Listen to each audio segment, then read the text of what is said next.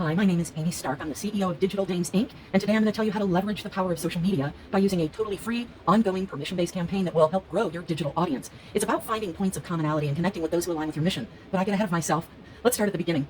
I'll share this process step by step, first showing you some data points and charts. I'll explain the 3 Ds, then I'll add the last piece of the puzzle with the 3 E's of content. Here's my first chart. It's a regression analysis showing major communication technologies and the amount of time it took for that technology to reach 50 million users. It took 250 years for Gutenberg's press, for example. Newspapers, about 100 years. Television, 50. It only took Facebook 2 years. Let's zoom out, and you'll notice the intervals between major shifts decreasing, especially in the last few years of the 20th century. If you want to grow your online audience using social media, you need to embrace the fact that you can never step into the same internet twice. With that much volatility, you need to have the 3 Ds as a foundation that provides for maximum agility. All small businesses or congregations or Rotary Clubs must stop everything they're doing and document, decentralize, and direct. I have one more chart about Facebook. You may hate it, but currently it is number 1. Not to say this won't change in a year or two, but this chart shows us the total number of United States adults 12 and over who are on Facebook. I wish I had a nickel for every time someone told me they hate Facebook and were leaving. Was it Mark Twain who first said the reports of my death were greatly exaggerated? Here's another percentage to ponder. In the entire world of social media, 59% are on Facebook. Let me pause a moment and point out, images shared on federal websites are public domain. So websites like the Library of Congress, which is loc.gov, are a great source of free images. Here's one last number to remember, and that's 3. It's statistically impossible for you to not have at least 3 active Facebook users among your stakeholders. Stakeholder, so what's a stakeholder? A stakeholder is someone with a vested or emotional interest in seeing you succeed.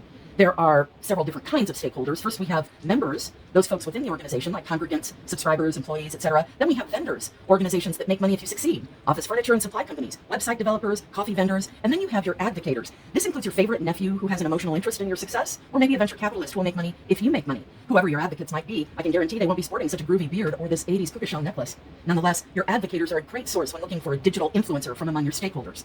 So let's talk about circles of influence. This Venn diagram will help you understand how with just 3 digital influencers, you can run a totally permission-based, word-of-mouth digital campaign which is ongoing and free. Let's take a look at this one member.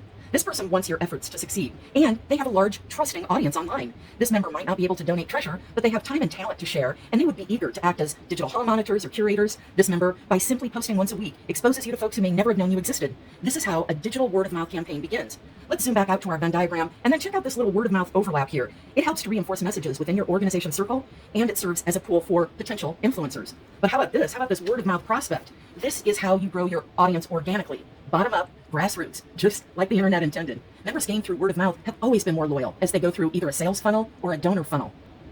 While figuring out your 3 digital influencers, here's a to-do list. Number 1, you must have a web privacy statement to comply with EU's GDPR, General Data Protection Regulations. You also need a volunteer agreement where roles are defined. Search Google for example of these documents, but be sure to limit the search within the last month because you can never step in the same internet twice. Next, you need an infrastructure spreadsheet documenting all of your properties and passwords. Then you need to decentralize by selecting at least 3 admins who will have access to this all-important spreadsheet. Finally, be ready to direct the activity of your influencers, ensuring they clearly understand procedures and have a crisis communication plan in case of trolls. Now, onto the all-important training. This is where Digital Dames Inc. can help. I prefer to train one-on-one in small groups with the student using their own device, but of course, Zoom is a good alternative. This allows the student to screen share so I can direct them where to look and what to look for. I always cover the basics of the social media platforms and provide an extensive Q&A process with very targeted answers. Everything is recorded so that you can train future volunteers. Only after the 3 Ds foundation is laid should you think about content. Whenever possible, use storytelling. It's just as important online as offline because 2/3 of all conversations are stories. All cultures teach through storytelling, which means our brains connect with and retain the information longer. Look for topics outside of your bailiwick, but focus on those folks most likely to align with your mission. You might want to weed out cat people, for example. Because dogs rule. At least 51% of all people online love dogs. Now, I totally made that number up, but no one has ever questioned me. So let me tell you a quick story that has a beginning, middle, end, and a moral. The very components of what it means to be a story. The beginning of this story starts a few years back with the fertilizer plant explosion in Texas, where 9 volunteer firefighters lost their lives. After sharing a cheery post about community service activity, the Facebook admin left to battle the explosion and was among the 9 dead.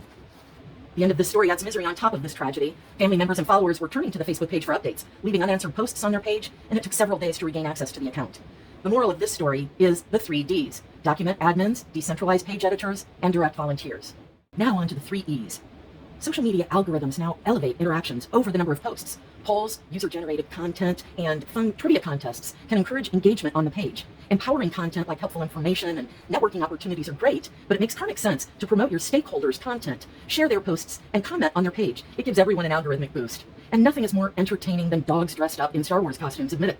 But don't be afraid to embrace all emotions. Folks rarely remember what you say, but they always remember how you make them feel. Throughout recorded history, geniuses and creatives alike have always come to the same conclusion. Be it politics or history, the thing you gotta know is, everything is showbiz. Thanks, Mel Brooks, for those words of wisdom.